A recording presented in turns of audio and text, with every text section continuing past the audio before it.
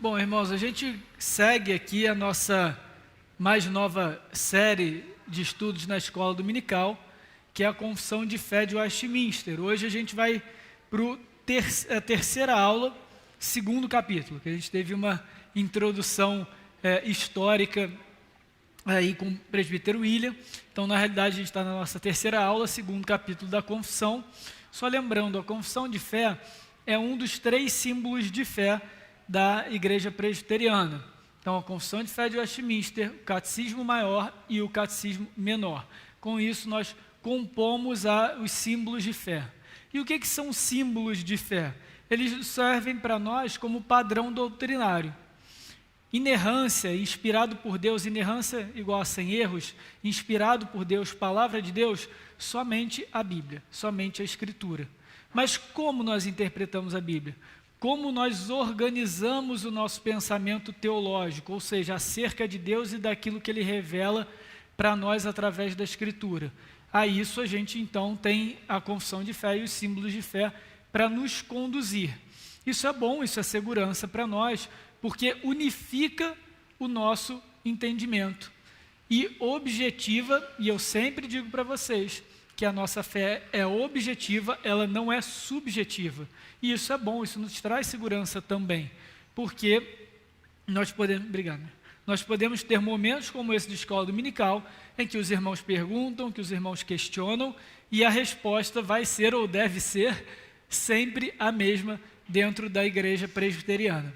E isso nos traz segurança como igreja, isso nos traz segurança como cristãos, como crentes, porque aquilo que a gente crê permanece unificado, permanece homogêneo e permanece o mesmo. Na aula de hoje, irmãos, nós veremos sobre o ser de Deus. Os irmãos que tiveram a oportunidade de ler o capítulo 2 que eu enviei no grupo, a gente não vai fazer o capítulo 2 todo hoje, embora ele seja mais curtinho, 3 sessões só, 3 parágrafos, ele é bem denso. E eu preparando a aula, eu virei, não, vamos com calma, e os irmãos vão ver que tem muita coisa para a gente falar nesse capítulo, justamente porque a confissão de fé, ela não tem esse objetivo de ser extensiva e exaustiva, mas sim expositiva, né, no sentido mais básico da palavra, de simplesmente expor a todos os elementos que compõem a nossa teologia reformada. Então a gente vai ver sobre o ser de Deus e os seus atributos. E quando eu falo de atributos aqui, são as características de Deus. Mas não são características quaisquer, são características e qualidades que definem Deus como Deus.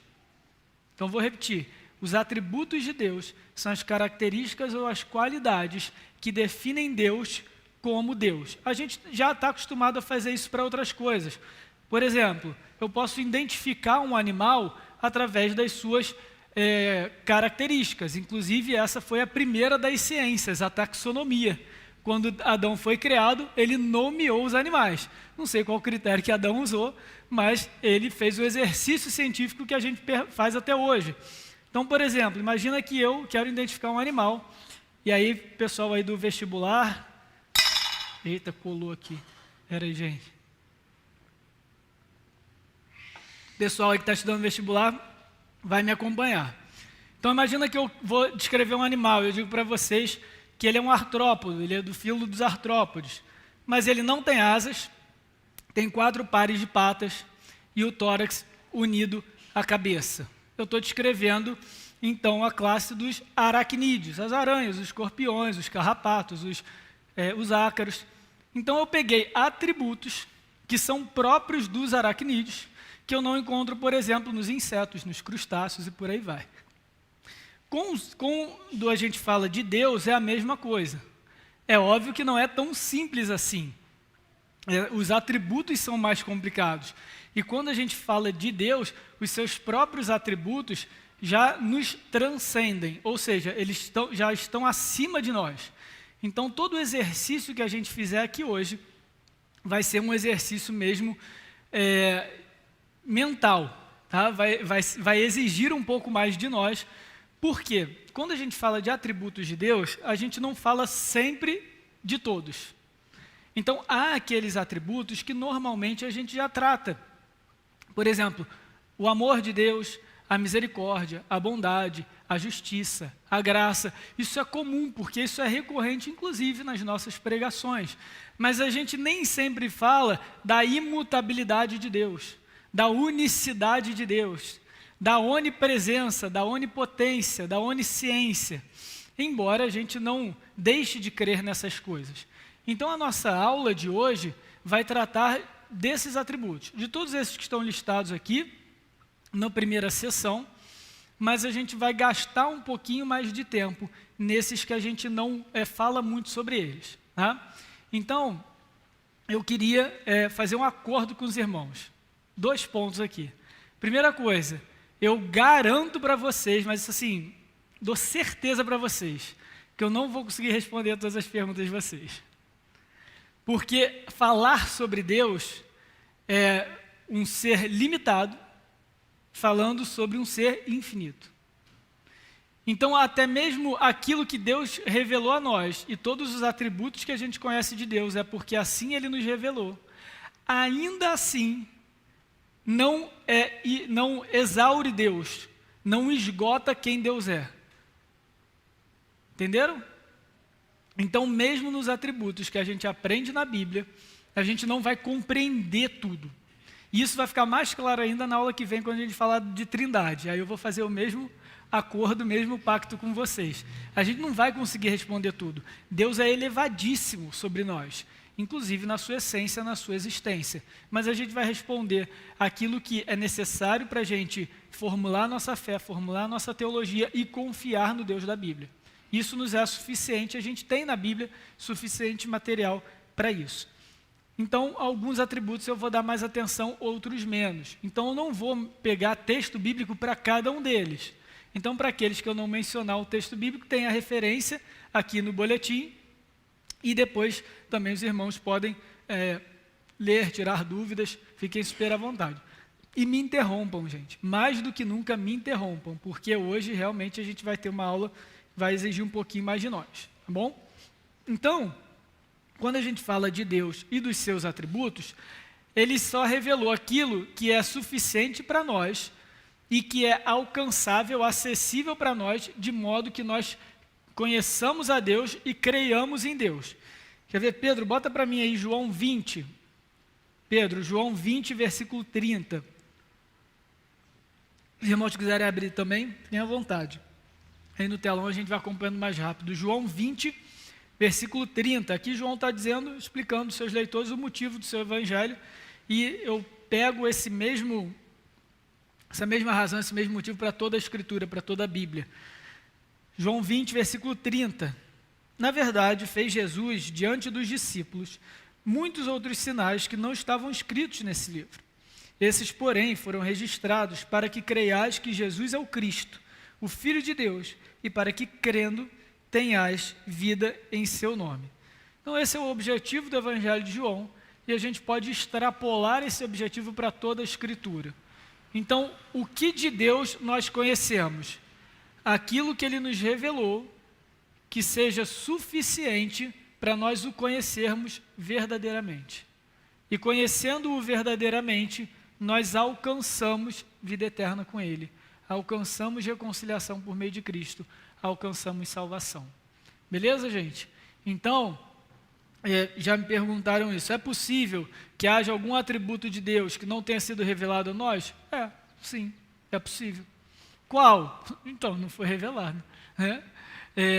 Talvez não seja nem transcrito para a criatura. Imaginem que é como, eu li essa ilustração, eu acho muito interessante. É como se nós estivéssemos tentando explicar a nossa existência, quem nós somos, para uma bactéria, de um modo que ela entenda. E ainda assim, a gente está muito mais perto da bactéria em essência, em características quanto ser, do que Deus está de nós. Ok? Então, é isso que a gente está tentando fazer hoje. Então, vamos começar aqui a confissão de fé na seção 1. Eu vou ler, eu peço que os irmãos acompanhem aqui no boletim. Confissão de fé, capítulo 2, seção 1. Há um só Deus vivo e verdadeiro, qual é infinito em seus seres e perfeições. Ele é espírito puríssimo, invisível, sem corpo, membros ou paixões. É imutável, imenso, eterno, incompreensível, onipotente, onisciente, santíssimo, completamente livre e absoluto, fazendo tudo para a sua própria glória e segundo o conselho da sua própria vontade, que é reta e imutável. É cheio de amor, é gracioso, é misericordioso, longânimo, muito bondoso, perdoando a iniquidade, transgressão e pecado, e verdadeiro galardoador dos que o buscam, e contudo, justíssimo e terrível em seus juízos, pois odeia todo o pecado, de modo algum terá por inocente o culpado. Então é isso tudo que a gente vai ver hoje. Esse que foi lido agora é a Confissão de Fé. É na Confissão de Fé de Westminster, capítulo 2, parágrafo 1, ou seção 1. Bom, então a gente vai agora, cada uma dessas características, vai falar um pouquinho delas. De novo, algumas eu vou um pouco mais rápido, mas isso daí não é motivo para os irmãos não perguntarem. Pelo contrário, a hora de perguntar é agora, tá bom? Então, o primeiro atributo que a gente vê é a unicidade de Deus. Essa é a palavrinha técnica, é a palavra bonita para esse atributo, a unicidade de Deus. Quando a gente lê aqui no início, há um só Deus, vivo e verdadeiro. O que significa nós dizermos que Deus, sobre a unicidade de Deus? É que não há nada nem ninguém que se compare a Deus. Então, se a gente quiser definir quem é Deus e definir o ser de Deus, a sua essência, nas suas características, nós não podemos usar comparativos. Então, por exemplo, Deus não é grande como as montanhas, Ele não é poderoso como os mares, Ele não é amoroso como uma mãe.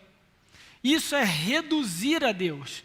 Isso é pegar outros elementos, criaturas, seres criados ou elementos criados e usar como critério de referência para comparar a Deus. Isso a gente faz às vezes. E aí sabe quem faz muito isso? O mercado musical gospel. Como uma mãe, não sei o que ela... mas a Bíblia fala isso. A Bíblia usa essas comparações. Mas ela está usando essas comparações não para definir o amor de Deus, mas para exemplificar uma manifestação específica do amor de Deus. Então, quando Deus age com amor para com o seu povo, é como uma mãe que age com amor para o seu filho. Agora, o amor de Deus não é como o amor de uma mãe. Entenderam a diferença? Então, quando a Bíblia faz essas comparações, ela não está definindo o atributo.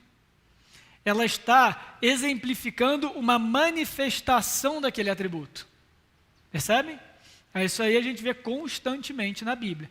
Então, a gente precisa tomar cuidado com isso, porque na medida que a gente vai assumindo essas definições, que tem a criatura, e quando eu falo criatura, sejam os seres humanos, anjos ou as montanhas, tá? Eu vou usar muito esse termo hoje. Então, quando a gente usa a criatura como um referencial para definir os atributos de Deus, a gente está limitando o Criador. Ele é a referência para a realidade. E é aqui que a gente já começa a andar mais um pouquinho, a aprofundar um pouquinho. O que eu quero dizer como ele é a referência para a realidade? Por exemplo, para eu saber o que é bom, para eu saber o que é o bem e para saber o que é o mal, eu preciso olhar para Deus, que é bondoso. A essência da bondade, o referencial do que é bom, é o próprio Deus. Como que a gente entende um pouco da bondade de Deus? Pelas suas obras bondosas, pelas suas obras boas que Ele faz. A exemplo da criação. A gente vai falar daqui a pouco da bondade de Deus. Mas entenderam, irmãos? Deus é o referencial para toda a realidade. Por isso que a Bíblia diz que Ele é verdadeiro. Então, Ele é um Deus que existe, Ele é um Deus que Ele é referencial para a gente enxergar a realidade e interpretá-la, e Ele também é o contrário dos demais deuses.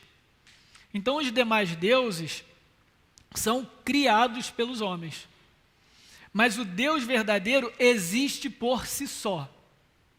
Ok? E a gente vai falar isso daqui a pouco da autoexistência de Deus, quando a gente falar de eternidade.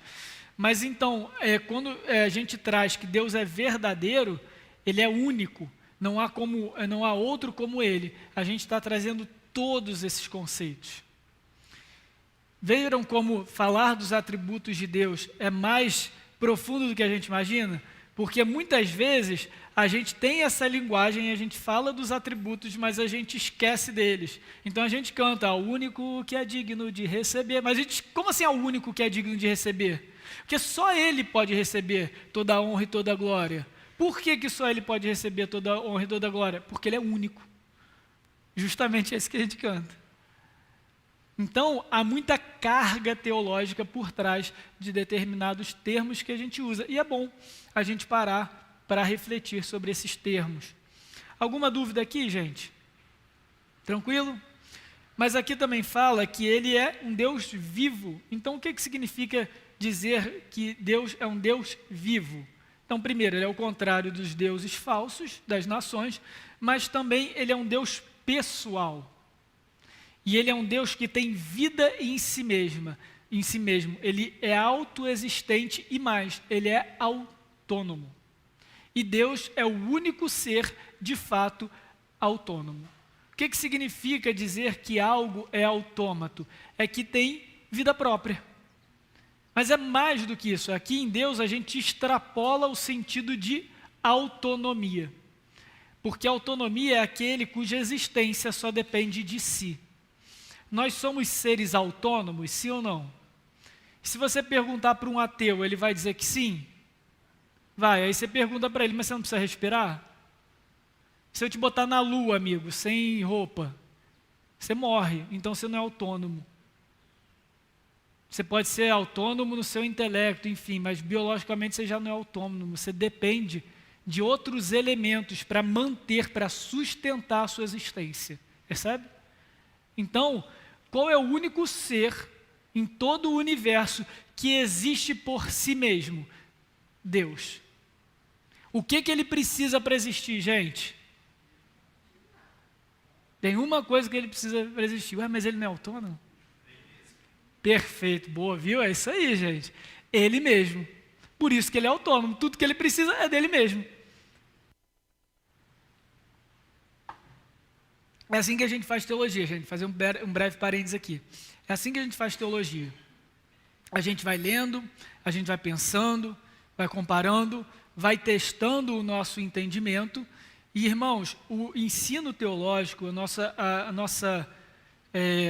nosso conhecimento teológico é igual um exercício físico. Você não vai malhar um dia e aí vai ficar pronto, top, sequinho e nunca mais na vida vai precisar malhar. Você tem que ser constante no negócio. E não adianta também você começar com carga máxima, você vai se lesionar. Então é a mesma coisa com a teologia. A gente vai um pouquinho, a gente vai sempre, a gente vai constante, de forma constante e cada vez aumentando a carga um pouquinho mais. Então é exatamente isso, gente, que a gente está fazendo hoje e a gente vai fazendo na escola dominical. Então Deus é autônomo em si mesmo, tá? Tudo que ele precisa é de si. Vai lá, Marcos.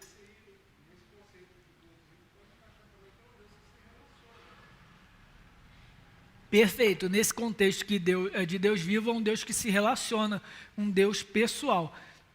E aí, de novo, qual é o nosso referencial para relacionamento? É o próprio Deus. A gente vai ver esse atributo ou essa característica de Deus mais especificamente na Trindade. Quando a gente falar, a gente vai fechar, na verdade, por isso que a Trindade está nesse capítulo, porque na Trindade a gente vê a autossuficiência de Deus, a autonomia de Deus. Ele é suficiente em si mesmo e entre as pessoas da Trindade. Ele é amor e expressa perfeitamente o amor dele entre Pai, Filho e Espírito Santo. Enfim, a gente vai fechar isso tudo na Trindade, mas aqui agora a gente já pode dizer algumas coisas sobre isso. Então vamos seguir. Então há um só Deus vivo e verdadeiro, eu estou lendo aqui a confissão, né? O qual é infinito em seu ser e perfeições. Então vamos lá, o que significa dizer que Deus é infinito, gente? O que significa dizer que Deus é infinito? Alguém quer arriscar? Não tem início nem fim? Está fora do tempo? Beleza, é tudo isso. Não foi criado. A infinitude, gente, é tudo isso que vocês falaram. Então vamos organizar aqui. É um ser sem restrições. aí sim a gente pode pensar na gente. O que nos restringe? Basicamente, tudo. Mas o que nos restringe no sentido mais essencial da existência? O tempo e o espaço. Então Deus não é restrito no tempo e no espaço. Ele é infinito, mas ele é absoluto na sua essência. O que eu quero dizer que ele é absoluto na sua essência? Que para definirmos Deus, nós não precisamos de substância de Deus. Ok? Não há uma substância que forme Deus. Deus é Deus. A gente vai estender um pouco isso quando a gente vê que ele é espírito. É assim mesmo, tá? Hoje a aula vai ser meio assim, vai bugar um pouco a cabeça. Espero que vocês saiam com mais perguntas que respostas. Parem, pensem, assistam a aula de novo, anotem e a gente continua semana que vem. Mas, porque aqui a gente já começa a entender a questão de que a gente está falando de um ser que é muito, muito, muito superior a gente. Nós somos seres finitos falando de algo infinito. Todo o nosso referencial, os nossos exemplos de infinitude, eles têm um referencial finito. Então, por exemplo, quando você fala não tem início e fim, qual é o referencial? Início e fim, que é uma linha temporal. Então, ele não tem restrições, ele não tem tamanho. Então, o que a gente já pensa, imagina na hora? Um Deus ocupando todo o universo. Não é? Mas ele é infinito. Então, não é que ele ocupa todo o universo. Ele simplesmente existe e está presente em todo o universo. Sem necessariamente ocupá-lo. Como assim? Porque ele está acima, superior ao tempo e ao espaço. Então, irmãos, quando a gente fala de infinitude de Deus, a melhor definição que nós que encontramos é que não existe restrições em Deus. Como que a gente exemplifica isso? Não tem como medir nada de Deus. Ok? Não tem como medir nada de Deus. Podemos medir o amor de Deus? Saber o quanto Deus é amor? Não. Podemos medir a justiça de Deus? Até onde vai a justiça de Deus? Não tem como. Podemos medir o poder de Deus? Até onde vai o poder de Deus? Não.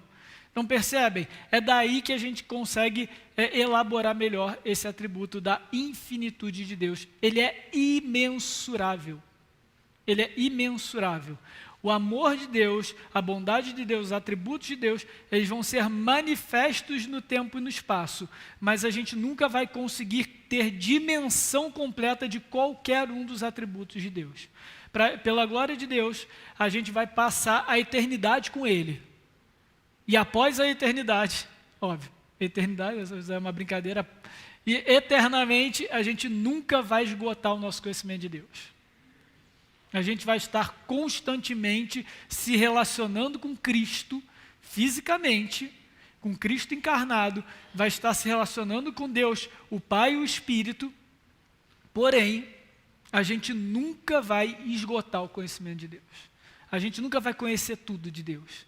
Então, de novo, eu sei que às vezes no popular a gente fala, não, quando eu chegar lá no céu, eu vou perguntar tudo para Deus, Ele vai tirar todas as minhas dúvidas. Você vai criar outras dúvidas. Por mais perfeitos que sejamos, ainda seremos criatura. Ainda seremos limitados. Versículo importante, Salmo 145, vamos abrir, gente. Esse para mim é a melhor definição desse atributo da infinitude de Deus, tá?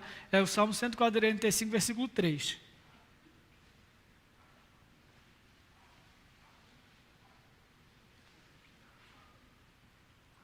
Está aí no telão. Grande é o Senhor e muito digno seu louvor. A gente canta esse salmo. A sua grandeza é insondável. Só que, ok, beleza, sua grandeza é insondável. Mas onde é que está o detalhe aí? Essa palavra insondável no original, se eu fosse traduzir tudo ao pé da letra, seria assim: a sua grandeza não existe. Você fala, ué, o que o salmista está falando? Como assim? A sua grande é o Senhor, muito digno de ser louvado, e a sua grandeza não existe? Na verdade, isso era uma expressão idiomática do tempo para dizer o seguinte: eu não tenho nem ideia da sua grandeza. É como se ela não existisse de tão grande. Não tem como medir. Então, o que é a grandeza de Deus? O quão grande é Deus? Não sei nem dizer. Que dirá medir? Eu não tenho dimensão de quem é Deus. Isso é dizer que nós cremos num Deus infinito. Ok? Então, a partir de agora, sempre que a gente falar Deus é infinito nas suas misericórdias, elas são inesgotáveis e são imensuráveis. Deus é infinito no seu amor é inesgotável, seu amor é imensurável. Uma eternidade não vai ser suficiente para a gente conhecer todo o amor de Deus. Beleza? Próximo? Podemos? Então tá bom. Ele é espírito puríssimo, invisível, sem corpo, membros e paixões. Quando a gente fala sobre a espiritualidade de Deus, e aí aqui eu não estou usando espiritualidade como nossa, como vida espiritual, mas a essência espiritual de Deus, basicamente a Bíblia está nos ensinando que ele é um ser imaterial, que a sua essência é espiritual, que ele não é definido, limitado no tempo e no espaço. E quando então aqui a confissão diz que ele é espírito puríssimo, ela está indo um pouco mais além, porque a gente tem seres espirituais, anjos, mas quando diz que ele é espírito puríssimo, é que aqui a confissão está distinguindo Deus de toda criatura. Então, ele é espírito puríssimo, ou seja, ele é o espírito por essência, ele é o espírito por definição. Ok? E o que é isso, pastor? Não sei. Até onde eu posso ir? Não se traduz no tempo e no espaço. Sendo espírito, ele é invisível. A gente não consegue percebê-lo. A gente não consegue medi-lo. A visão nada mais é do que uma medição, né? De energia, enfim, na faixa do visível. A gente não consegue perceber isso, a gente não consegue medir, a gente não consegue, então, conhecer de Deus naturalmente. Porque ele é espírito e nós não. Então, o que nós conhecemos de Deus? Aquilo que ele se faz conhecido. Então, para a gente ouvir a Deus, ele tem que falar. Para a gente ver Deus, ele tem que se fazer visto. Como que ele se fez visto? Por Cristo. Ok? Dúvidas? Vai lá, Alcione. Obrigado.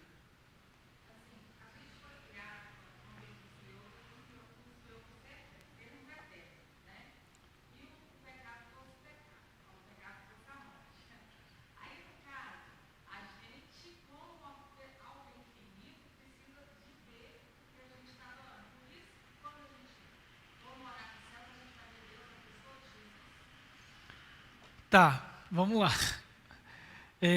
Então a pergunta da Alcione é a seguinte, se eu estiver repetindo errado, pode me corrigir. Então nós fomos criados para ser eterno, com o pecado trouxe a morte, e aí por isso agora a gente precisa enxergar aquilo que é adorável, certo? Então, sim e não. Embora o homem tenha sido criado sem a morte, ele foi criado um ser infinito? Sim ou não? Perfeito, Malu, vocês estão pegando o negócio. Ser criado e ser infinito já não combina. E aí, quando o homem foi criado no planeta Terra, não podendo voar, tendo seu corpo limitado, Adão foi criado com uma certa altura, com um certo peso, provavelmente ele lá, aquele shape ali de academia e tal, não sei o que lá, né? Mas limitado. Então, justamente isso, ser criado já é limitado. A morte limitou a existência pacífica com Deus. Por quê? Porque nós não somos aniquilacionistas. O que significa ser aniquilacionista? Então, algumas linhas teológicas vão dizer que quando o pecador morre, ele é aniquilado por Deus. Ele é destruído, acabou a existência, zerou o cara. Não é isso que a gente crê. Todo mundo vai continuar existindo pela eternidade, só que alguns eternamente no fogo do inferno e outros eternamente no reino de Cristo. Ok? Então, viver para sempre não é necessariamente sinônimo de, qual que a gente está aqui? De imutabilidade, ou melhor, de infinitude, tá? Até porque pensem o seguinte, como eu falei, os nossos referenciais, até porque é infinito, é difícil. Por exemplo, uma reta. O que é uma reta, gente? Qual é a definição de reta? Quem está estudando? Fala aí, Davi, o que é uma definição de reta? Joguei no fogo, e agora? É o quê? Não, uma linha de 2 pontos é um segmento de reta. Uma reta, mas foi quase. Uma reta é o quê? São infinitos pontos para 2 direções. Certo? Então a gente diz que uma reta é infinita, mas ela não é infinita. Porque ela é infinita em um eixo. Para cima e para baixo da reta ela não é infinita. E um segmento de reta, uma semi-reta, ela é infinita num ponto, num lado. Nós somos semi-retas na existência. Houve um ponto que a gente foi criado, mas uma vez criado a gente vai existir para sempre. Seja para a glória de Deus com Cristo, seja para a glória de Deus sem Cristo no inferno. Ok? Mas isso daí já mostra que nós somos limitados. O pecado só nos trouxe uma limitação que não existia antes, que era a limitação do relacionamento com Deus, do relacionamento com o Criador. Por isso que a obra de Cristo nos reconcilia com a parcela da eternidade, com a parcela do eterno, que é o relacionamento pacífico com Deus, que nos foi tirado. É isso que o pecado fez. É isso que a obra de Cristo faz. Nos reconcilia com a parcela da eternidade que nos foi perdida. Mas a gente nunca foi criado infinito. Ok? Beleza? Então tá. Ele é imutável. E aqui, é um atributo que a gente fala costumeiramente, mas a gente também não para pensar muito nele. Então, o que significa dizer que Deus é imutável, gente? Que Ele não muda. Isso aí, que Ele não muda. Mas, então, a gente está dizendo que Ele não muda a sua essência sob qualquer circunstância. Ah, peraí, agora já começa a complicar o negócio. Porque a gente lê na Bíblia diversas formas de Deus se manifestar e se relacionar com a criatura. Então, por exemplo, tem hora que Deus se ira com o seu povo. Aí depois ele diz que ele se arrependeu do mal que disse que havia de fazer. E ele age com misericórdia, abandona a sua ira. Tem hora que ele se esconde. Tem hora que ele se revela. Ué, Deus se esconde? Se esconde. Por exemplo, porque Jesus ensinava por parábolas, para que, ouvindo, não ouvissem e não crescem. Então Deus se esconde, sim. Mas Deus também se revela. Ele chega para Abraão lá em Ur dos Caldeus e chama Abraão do nada. Então ora ele se esconde, ora ele se revela. Deus é misericordioso com alguns e é inflexível com outros.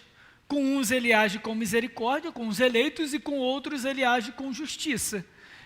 E aí, gente? É imutável ou não é?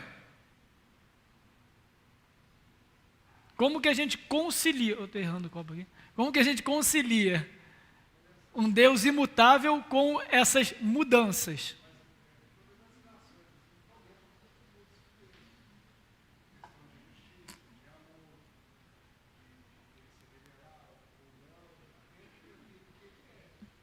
Perfeito. Exatamente, essa é a ideia mesmo, Marcos. O que o Marcos disse é o seguinte: todas essas mudanças, essas ações de Deus estão dentro dos seus atributos. Ele não negou nenhum dos seus atributos. Deus é perfeito e na sua perfeição ele consegue ora agir com misericórdia sem deixar de ser justo e ora agir com justiça sem deixar de ser misericordioso. Nosso melhor exemplo é a cruz de Cristo. Como que ele salva pecadores que se rebelaram contra ele? Colocando o seu próprio filho no nosso lugar, satisfazendo a sua justiça e exercendo a sua misericórdia, manifestando o seu amor ao mesmo tempo.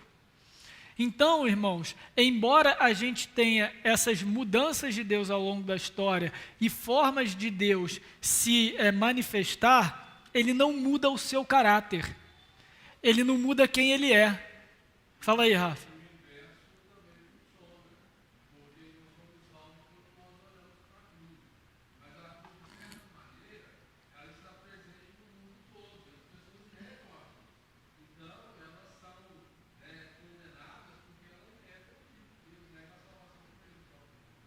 Sim. Exatamente, exatamente. Então a gente olha, quando a gente olha, né, a obra de redenção, como o Rafa falou, o Marcos, a gente vê que tudo se mantém perfeito. Então aquilo que Deus estabeleceu e revelou para nós como justiça, sempre vai ser justiça. Aquilo que ele revelou como misericórdia, sempre vai ser misericórdia. Então, por exemplo, o que Deus exige de todas as suas criaturas? O que ele exige? Adoração. Foi isso que você falou, né? Isso aí, Alcione. Adoração. Ele exige isso de todas as criaturas. E aqueles que se rebelam contra isso, contra esse propósito para o qual foram criados, ele tem autoridade para julgá-los. Sempre foi assim, sempre vai ser assim. Só que agora, por causa do pecado, essa habilidade de nós adorarmos a Deus foi perdida. Então nós precisamos da obra de Cristo e tudo, aquilo que a gente sempre fala. Mas isso não mudou. Então Deus não chega assim, não, hoje eu vou mandar um para o inferno porque não me adorou. Agora eu vou mandar o outro para o inferno porque ele não trabalha. Sei lá, um outro critério. Percebem? O critério de Deus é sempre o mesmo, porque ele é sempre o mesmo. O caráter dele é sempre o mesmo. Não fere o caráter dele. Quando Jesus andou sobre as águas, Deus feriu as leis que ele mesmo criou, não foi? Sim ou não? Um homem andando sobre as águas, gente. Feriu a lei da gravidade. Deus pode ferir as próprias leis? Essa pode, porque não é uma lei moral. Essa não é uma lei que expressa a essência do caráter de Deus. O Todo-Poderoso a gente vai chegar lá daqui a pouco. Esse daí também dá um nó. Entenderam? Então essa lei sim. Agora, ele não pode, por exemplo, mandar para o inferno alguém por quem Cristo morreu. Pode? Se a gente disser que Jesus morreu por todo mundo que já existiu, e que agora as pessoas, elas precisam ter acesso a essa salvação que lhes foi comprada. Algumas conseguem acesso, outras não pela fé. Qual é o erro disso, gente? Qual o problema da gente dizer que Jesus morreu por todo mundo que já existiu?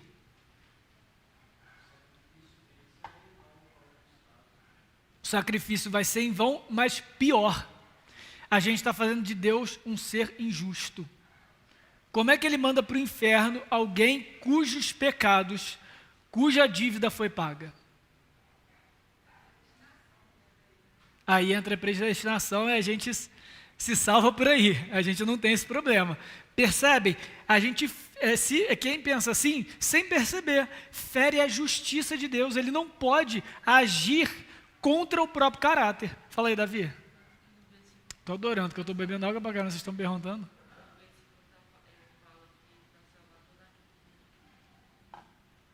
João 3,16, né? Todo aquele que nele crê. Isso daí tem um restritivo, tem uma... É condicional. É todo aquele que crê. Aí a gente tem que elaborar em João, né, quem é aquele que crê. Mas é exatamente isso, gente. Não é todo mundo o tempo todo. A gente tem que formar nossa teologia sem violar os atributos de Deus. Bom?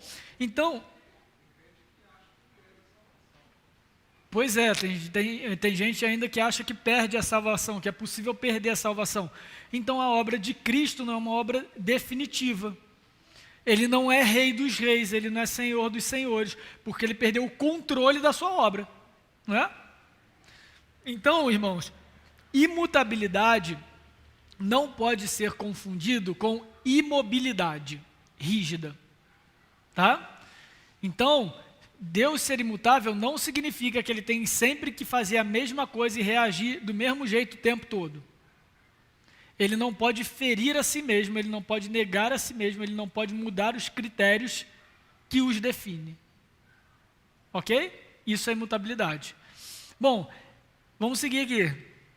Ele é imenso, ele é eterno, ele é incompreensível.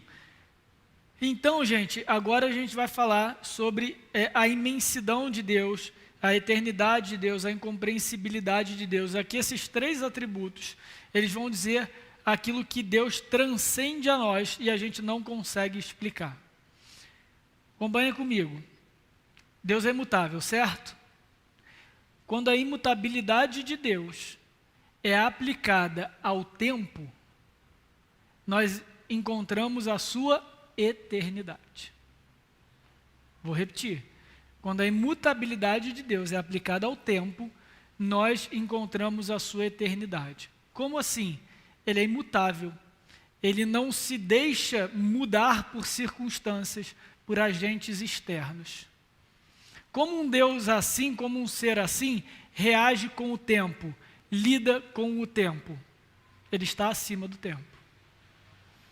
Então, a gente precisa enxergar o tempo como uma criação de Deus, como mais uma criação a serviço de Deus. Ok?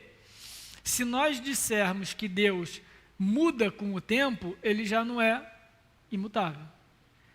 Ele é o mesmo hoje, ontem, hoje e sempre. Ele é o princípio e o fim. Ele é o alfa e o ômega. O que João está querendo dizer com isso? Ele está querendo dizer, o próprio Cristo se revelando, que ele está acima do tempo. E aí, de novo, nós seres limitados, a gente vai tentar usar o nosso referencial de tempo e projetar em Deus. Então, qual é o nosso referencial de tempo? O relógio. Então, a gente pensa em Deus eterno, o que a gente pensa? Ele sempre existiu para trás, ele sempre vai existir para frente. O que eu falei? Isso é uma reta. Isso é limitado. Não, Deus sempre existiu. Deus existe. É difícil a gente entender isso. Porque na realidade, gente, a definição de tempo, vou aprofundar um pouquinho só, tá? Prometo. Não é tanto duração. Tempo a priori não é definido como duração. Tempo é definido como sucessão de eventos. Vou dar um exemplo. Se eu disser para vocês que eu dormi essa noite 8 horas, na verdade, o que eu estou dizendo para vocês? Eu estou dizendo a duração de 2 eventos numa linha temporal. O momento que eu fui dormir e o momento que eu acordei. A duração não é o tempo. Ela somente é o espaço entre esses 2 eventos. Se eu tiro qualquer um deles da jogada, vamos supor, continuei dormindo para sempre. Então, quanto tempo você dormiu? Não, você não... Acabou a conversa. Obrigado, Marcos. Acabou a conversa. Não tem como continuar a conversa. Eu tirei o referencial de tempo. Então, o tempo é sucessão de eventos. Aí, olha só como é que é complicado. Agora, vamos olhar para Deus. Aí a gente pensa, e normalmente a gente até fala assim, não, Deus estava lá na eternidade. Aí ele olhou e pensou que ia criar todas as coisas, e aí ele já sabia que o homem criado ia cair no pecado, então ele elegeu alguns, e aí na economia da Trindade, ali na relação entre Pai, Filho e Espírito Santo, eles se reuniram e falavam, ó, filho, tu vai morrer pela galera, Espírito, tu vai garantir que eles não vão se perder, vão embora, é isso aí. Gente, eu acabei de descrever uma linha temporal, na eternidade. Não é assim com Deus. Não foi assim que Deus determinou todas as coisas. Pastor, como é que Deus determinou todas as coisas? Apocalipse 13, versículo 8.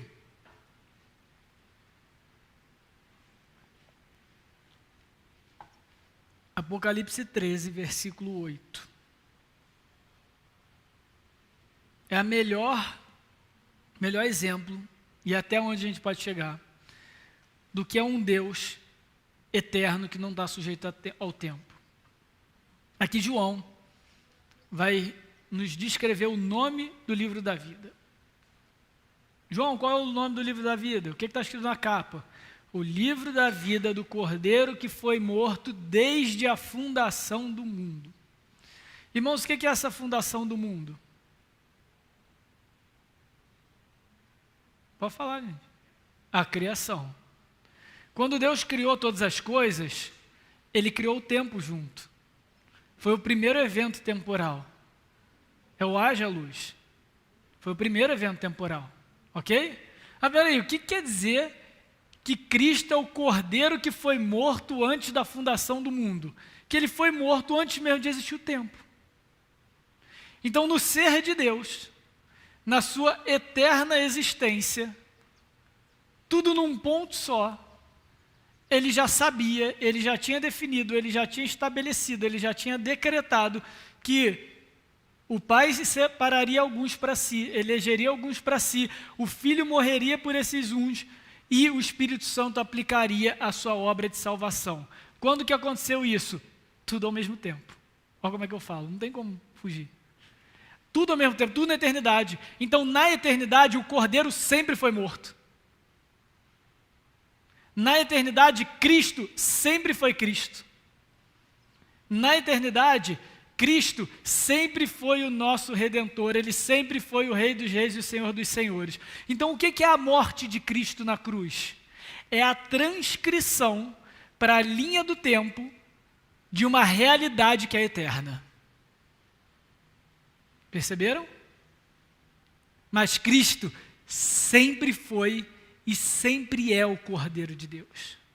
Cristo é o Cordeiro. Ele foi morto, Ele é morto e Ele vai continuar morto. Calma, não é que Ele vai continuar morto em morte, mas é que a obra dEle transcende o tempo. E é isso que eu quero que os irmãos entendam aqui. Tudo que Deus faz, tudo que Deus é, transcende o tempo, está para além do tempo, está sobre todas as coisas. Então, aquilo que a gente vê de Deus na obra da redenção é a tradução de realidades eternas. Fala, seu Adão.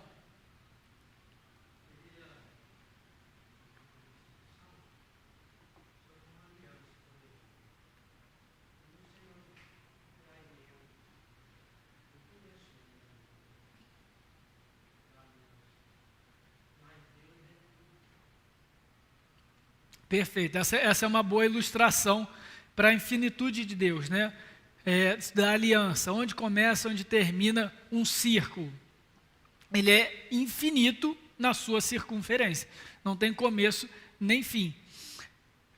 Mas, ainda assim, a gente não vai conseguir explicar tudo de Deus, tudo da infinitude de Deus. Então, a gente vai tentando ter esses exemplos. Então, pode falar, dona Juliana.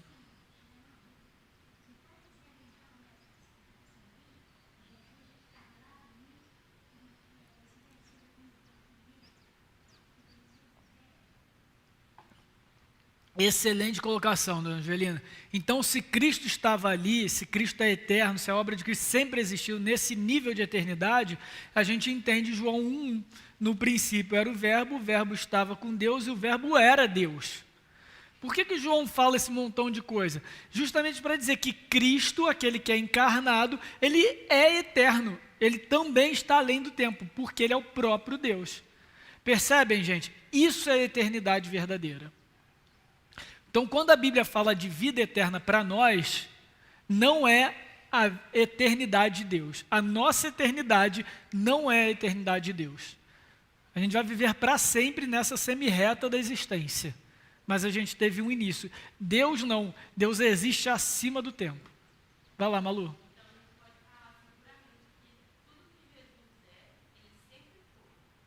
Sim e não. Aí que a gente começa a bugar.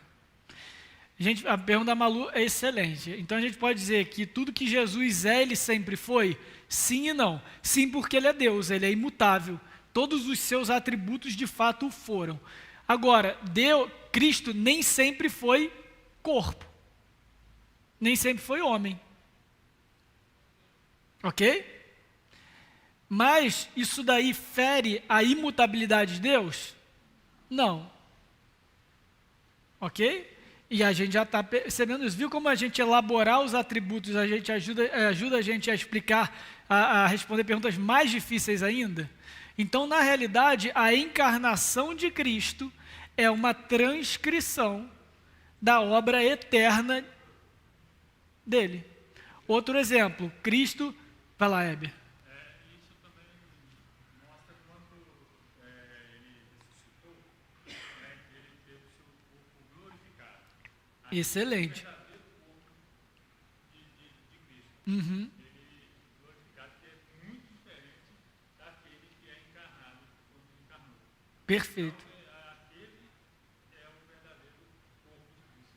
Perfeito, Heber. Quando a gente olha, então, essa encarnação, e aí o Heber falou, na ressurreição o corpo de Cristo é glorificado, ele muda de novo. Mas ele está alcançando o primor do que deveria ser um corpo material perfeito, que é o corpo glorificado de Cristo. Nada disso fere o ser de Cristo. Nada disso fere o ser de Deus. Um outro exemplo, quando Cristo ressuscita, ele recebe do Pai autoridade e poder. Ele é coroado pelo Pai. Então Cristo não era rei antes disso? Sim e não. No espaço-tempo, na linha temporal, nessa dimensão na qual nós existimos, ele ainda não tinha transcrito, manifestado aquilo que ele é eternamente, porque Cristo sempre foi rei.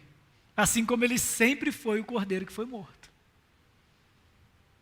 Então, irmãos, tudo que a gente vive, toda a história da redenção é uma transcrição, é uma tradução de realidades eternas que são sustentadas pelo ser de Deus.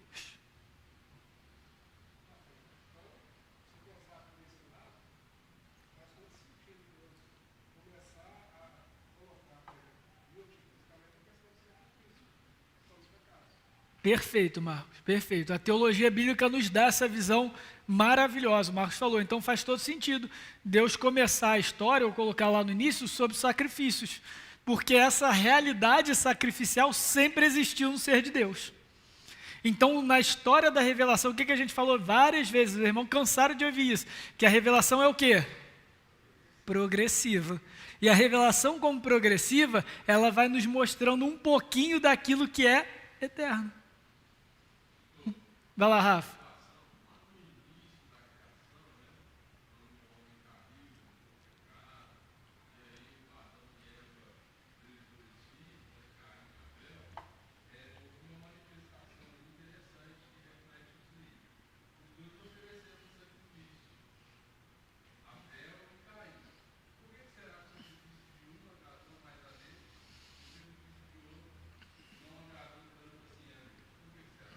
Resposta rápida. Porque Abel não sacrificou, porque Caim não sacrificou como deveria. Não tem nada a ver com a natureza do sacrifício, porque um matou e o outro deu alimentos. Ok? Porque um era homem do campo e o outro era tá? Então, assim, Abel fez o que é certo. E o que Deus fala para Caim?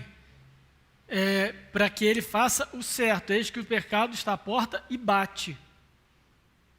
Então, assim, é muito mais sobre a disposição de Caim em fazer o sacrifício correto. Pode ser que tenha sido, mas Caim deveria ter sacrificado um animal. O texto não diz isso claramente, a gente não pode ir além do texto. Tá? Podemos seguir?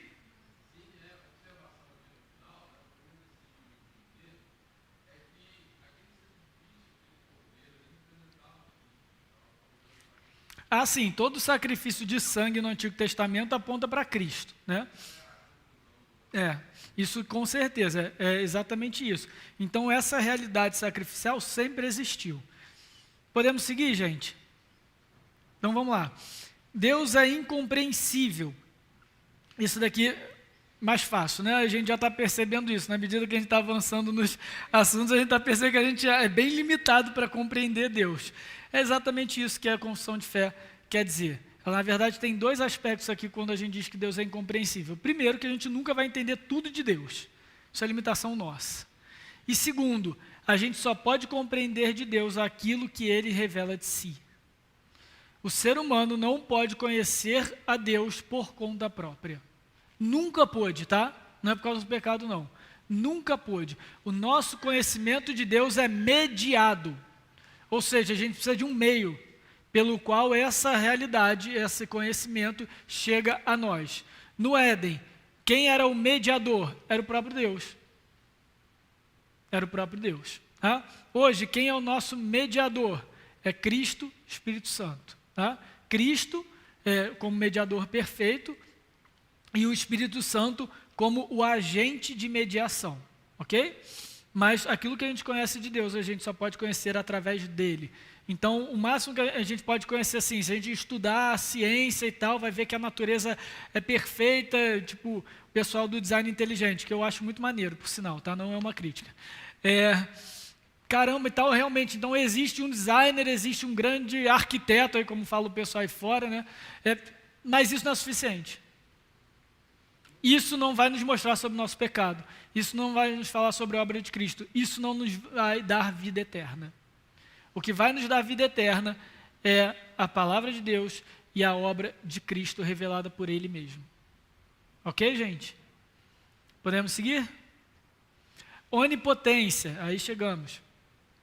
O que significa dizer que Deus é onipotente? Que Ele pode tudo, mas Ele pode tudo? Pode.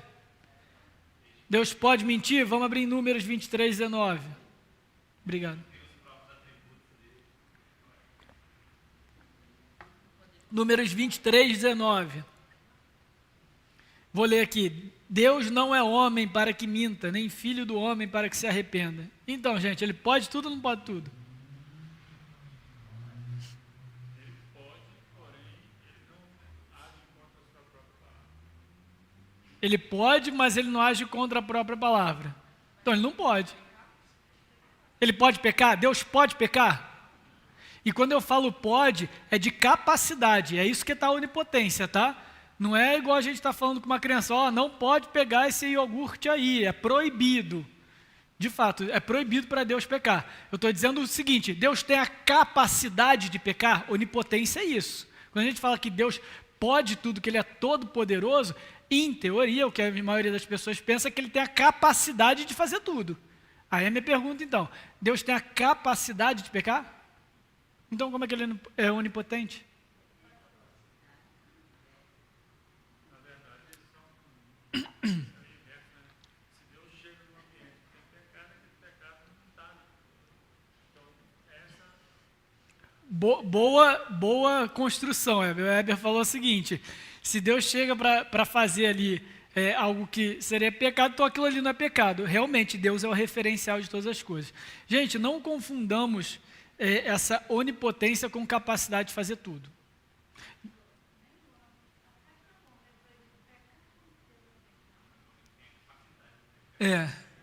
O que acontece, gente?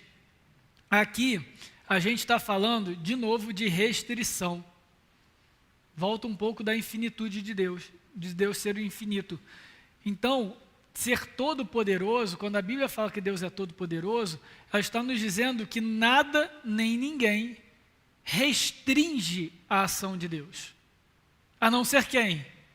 Ele mesmo. Por quê? Porque Ele é Deus. Ele é o referencial de todas as coisas e de si mesmo. Ele restringir a si mesmo não o faz menor do que Ele é. E o que restringe a Deus? Seus próprios atributos. Por que Deus não pode mentir? Porque isso fere um dos seus atributos, que é a pureza, ou a bondade, a imutabilidade. Na verdade, fere alguns, né? Então, Ele não pode negar-se a si mesmo. Deus não pode negar a si mesmo. Ele é Deus. E por isso Ele é todo-poderoso. Então, Ele pode fazer tudo segundo o seu caráter, de acordo com o seu caráter. Entenderam? Beleza?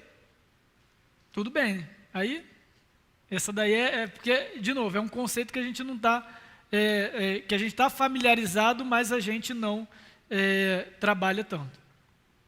Onisciente. O que significa dizer que Deus é onisciente? Que Ele sabe tudo, que Ele conhece tudo. Mas como que Deus conhece todas as coisas, gente? Essa é uma pergunta importante. Ele é o Criador. Boa, Ivano. Ele que determina exatamente. É assim que a gente constrói o nosso entendimento sobre o conhecimento de Deus. O conhecimento de Deus não é o mesmo que o nosso conhecimento. O nosso conhecimento é um conhecimento atribuído. Ou seja, tudo que a gente conhece por recepção. Por algo que a gente enxerga, por algo que a gente observa, por algo que a gente aprende de alguém, ou, sei lá, de um livro, do que for. Então, uma criança, por exemplo, você fala para ela, não bota a mão na porta do forno, vai queimar a mão. Aí o menino ouve. Vai chegar um dia que ele vai lá e frita a mão na porta do forno. Nunca mais ele vai botar. Aprendeu. Né? O calor externo criou esse conhecimento nele. Mas não é assim com Deus. O conhecimento de Deus vem de Deus. Não é atribuído a Deus. Ele atribui o conhecimento porque ele é o referencial da realidade. Conhecimento, irmãos, nada mais é do que percepção e assimilação da realidade à nossa volta. Isso que é conhecimento, não é? Então, se Deus criou todas as coisas, Ele já conhece todas as coisas. Então, isso daí nos ajuda, por exemplo, a evitar um erro que também é comum em algumas igrejas, quando diz o seguinte, sobre a presciência de Deus, eleitos segundo a presciência, está lá no início da primeira carta de Pedro. E aí fala, não, é porque Deus olhou para o futuro, viu quem ia escolher ele e então elegeu esses. Fere um monte de atributo também essa explicação. Um deles é a onisciência. A onisciência de Deus nessa explicação, ela está a serviço do tempo. Deus está reagindo ao tempo, Ele está recebendo um conhecimento do tempo. Logo, o tempo passa a ser uma entidade superior a Deus. Exatamente. Ele reagiu ao futuro. E outra, faz de Deus um ser temporal, porque alguém que precisa enxergar o futuro para reagir, está na linha do tempo. Percebe? Só que alguém que é atemporal, que está fora do tempo, ele não precisa olhar para o futuro. Ele determinou o futuro. Ele construiu todas as coisas.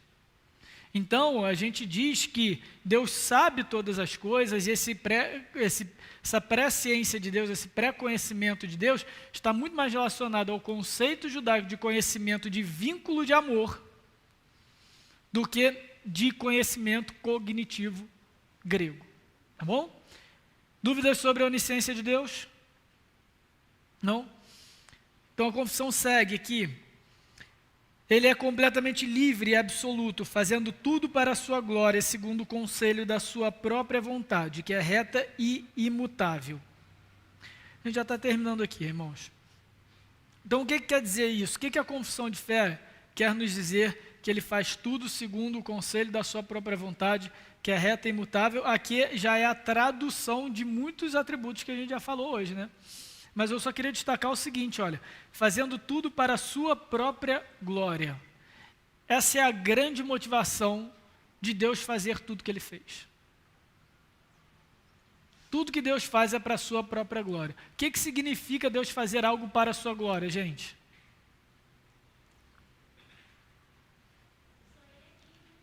Só Ele é digno. O que significa glorificar a Deus? Glorificar a Deus é reconhecer a Deus por quem Ele é e manifestar esse conhecimento. É isso.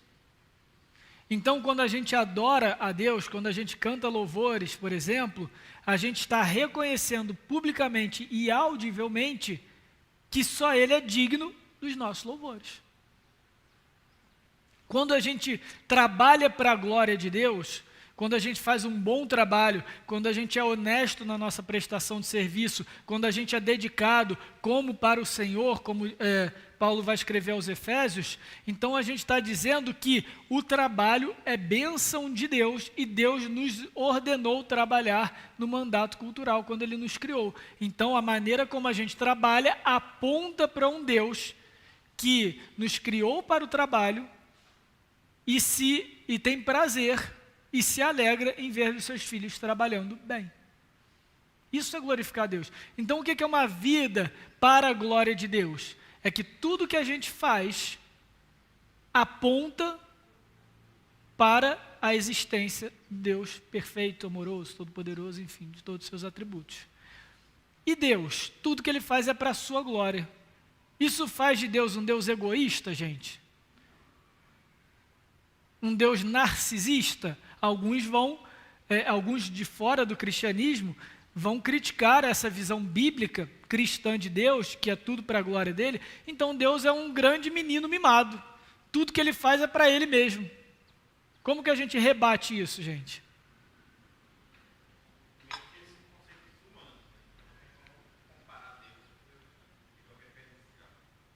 Tá bom, o que mais? Essa daí, você fugiu aí da pergunta. Todos os nossos conceitos aqui hoje são humanos, gente. A finitude, a infinitude, o amor. Vamos pensar nos atributos. Fala aí, Marcos. Volta na questão que só Ele é digno. Volta lá no primeiro atributo. Alguém lembra do primeiro atributo? Unicidade, boa. Unicidade de Deus. Se Deus é único, Ele não pode negar a si mesmo. Ele precisa fazer tudo para a sua glória. Se Deus fizer algo que não seja para a sua glória, Ele está negando a si mesmo. Ele está dizendo, nesse ponto aqui, eu não sou Deus. Pronto, Ele acabou de deixar de ser Deus e todos os atributos caem. Aí ele vira um menino mimado. Aí ele vira criatura. Percebem, gente? Então, tudo é para a glória de Deus. Por que que Deus nos amou de tal maneira que deu seu Filho unigênito para todo aquele que nele crê não pereça, vai ter vida eterna? Por que que Deus fez isso? Por que que Ele nos amou? Para a sua glória. É isso. Só que a gente evita alguns erros muito graves na teologia. Por exemplo, Deus é amor. De fato, Deus é amor. Fala lá em 1 João. É um atributo dele. Então, Deus sendo amor, Ele precisava extravasar esse amor.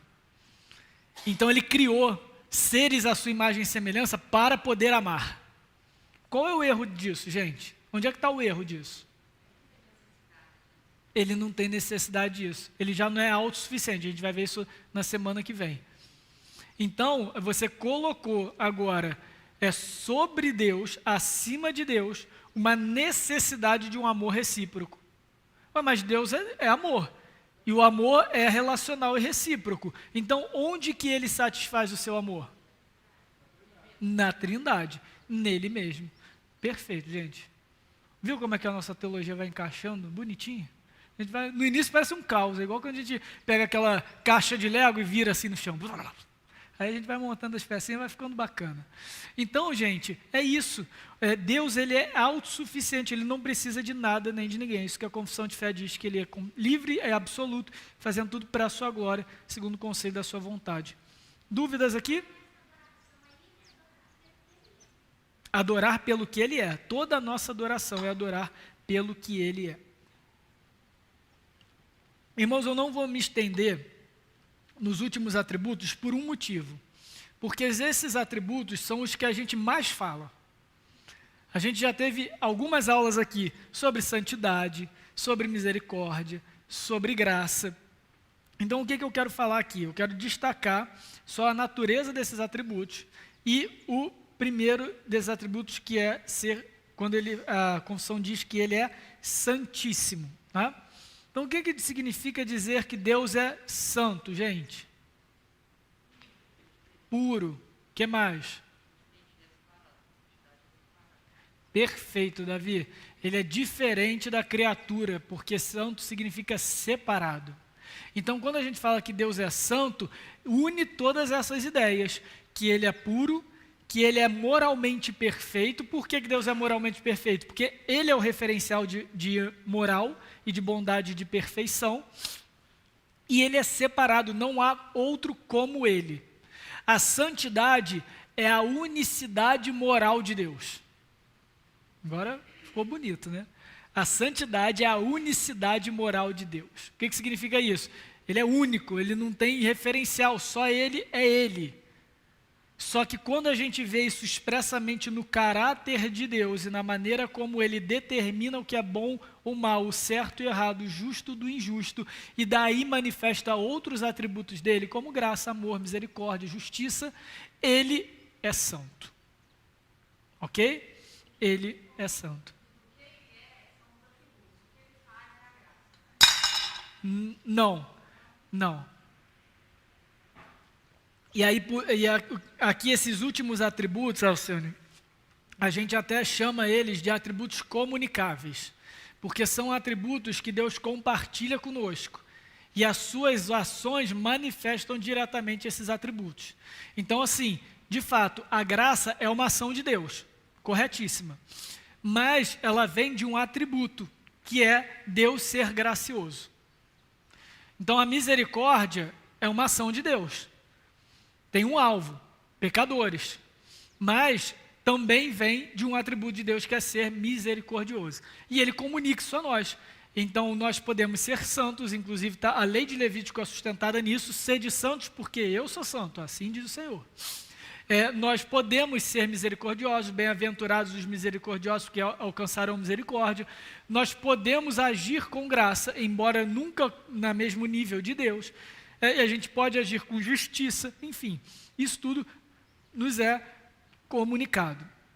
Aqui, irmãos, no final, nesses últimos atributos, e aí por isso que eu não quis elaborá-los de propósito, quando ele coloca, ele é cheio de amor, é gracioso, misericordioso, longânimo, muito bondoso e verdadeiro remunerador dos que o buscam, aqui é que ele recompensa aqueles que o buscam. Tá? Isso que é remunerador, ou na versão que eu li, galardoador, tá? E justo e terrível em seus juízos, aqui a confissão está falando da história da redenção, não está? Então, todos esses atributos de Deus são aqueles que são manifestados na obra redentiva de Deus. Então, Deus é gracioso porque só Ele pode agir com graça. Então, todo exercício de graça abaixo de Deus é porque veio do Senhor. Então, só Ele é misericordioso. Por que Ele é misericordioso? Porque só Ele pode agir com misericórdia. Porque Ele é o referencial perfeito de justiça. Então, Ele tem autoridade para determinar quem Ele vai aplicar justiça e quem Ele não vai aplicar justiça. Lembra que a gente já definiu misericórdia como não justiça? Não aplicação de justiça? Que é diferente de graça, que é favor imerecido. Então, e esses atributos aqui já são atributos práticos e aplicáveis na história da redenção. Então, ele é longânimo. O que é longânimo? É paciente. Ele é tardio em irar-se. Quando Adão caiu, quando Adão pecou, ele poderia ter já ajuizado Adão. Ele poderia ter penalizado Adão com a morte eterna. Mas ele manteve a criação, ainda que sob o domínio do pecado, ainda que sob a influência do pecado, de modo que o reino de Cristo fosse formado, os eleitos fossem salvos.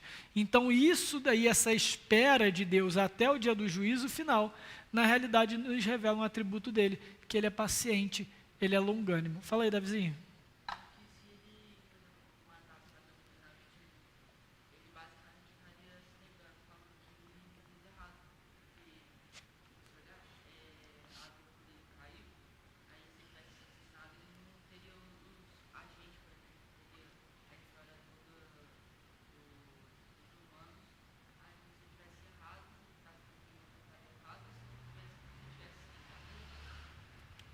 Perfeito. O que o Davi falou? Que se ali ele tivesse acabado com Adão, jogado ele para o inferno, era como se Deus tivesse errado, porque você não teria salvação e o mal venceu, tipo isso. Não é bem que Deus errou, não é bem que Deus teria errado nessa circunstância. Até porque não há uma briga de iguais entre Deus e o mal. Mas, de fato, Deus sendo amor, aí a gente volta para os atributos dele. Deus sendo amor, Deus sendo misericordioso, Deus sendo perfeito, Ele não quis entregar a sua recém-criação ao destino dela de destruição, de juízo. Ele poderia? Poderia, e seria justo. Ele não teria errado, ele seria justo, ele seria só justo. Mas a prova é Deus, ele teve vontade, ele teve desejo, ele teve prazer de manifestar os seus demais atributos. Natanael, depois Natália.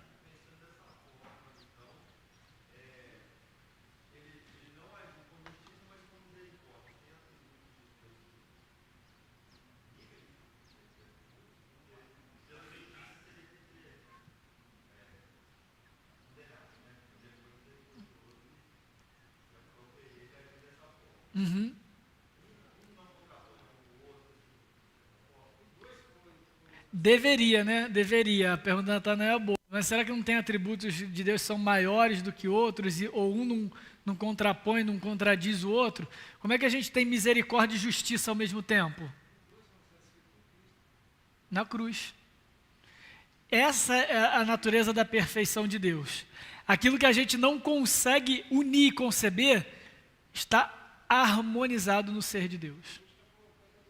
A gente está tentando porque a gente é ser humano. A gente mesmo ora age com misericórdia, ora age com justiça, e mesmo quando a gente age com misericórdia, a gente acha que mas é porque eu fui muito bonzinho e não é bem assim. Mas no ser de Deus...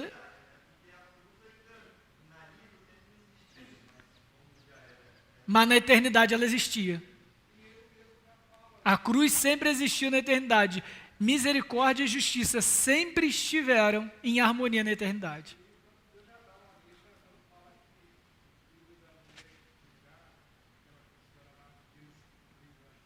Três vezes. Exatamente. E aí, aquela grande pergunta, né? Deus sabia tudo que ia acontecer quando criou todas as coisas? Ele sabia que o homem ia pecar? Sim ou não? Sim. Por que ele permitiu, gente?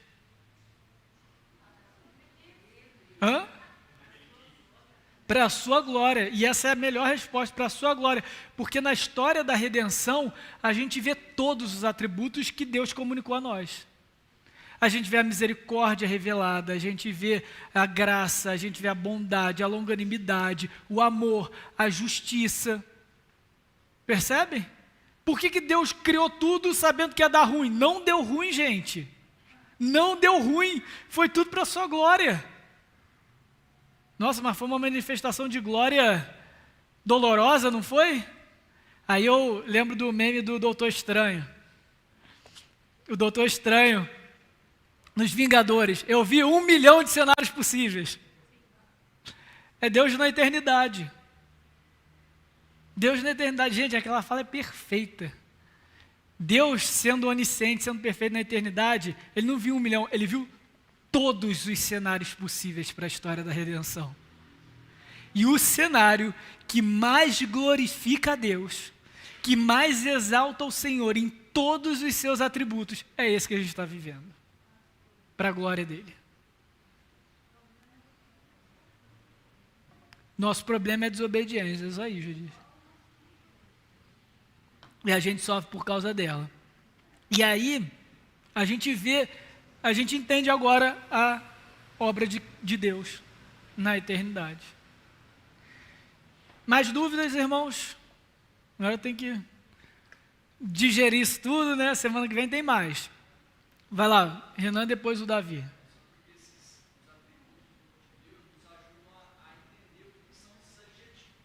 Isso aí.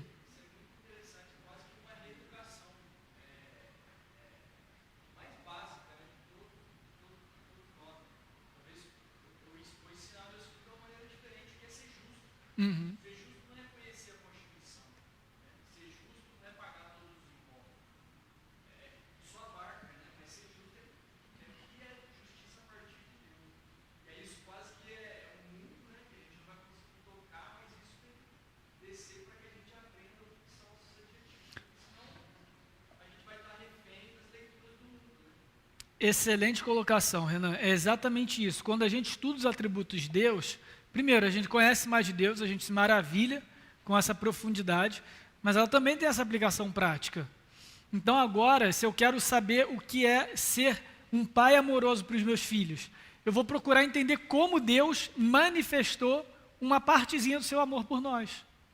Para eu ensinar para meus filhos o que é ser justo, eu vou ensinar para ele como Deus é justo. Para eu ensiná-los bondade, e para nós mesmos aprendermos bondade, misericórdia, graça, a gente vai olhar para Deus e a gente vai entender isso. Então, os nossos referenciais para as nossas virtudes é o próprio ser de Deus, porque a gente foi criado à imagem e semelhança dele. Perfeito, Malu. Exatamente.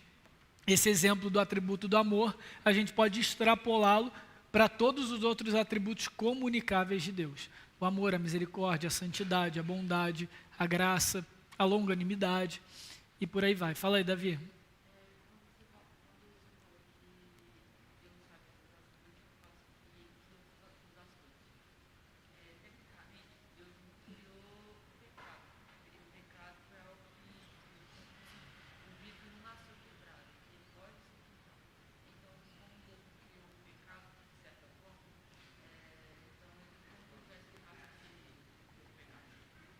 Tá, a última pergunta é mais tranquila aí, né?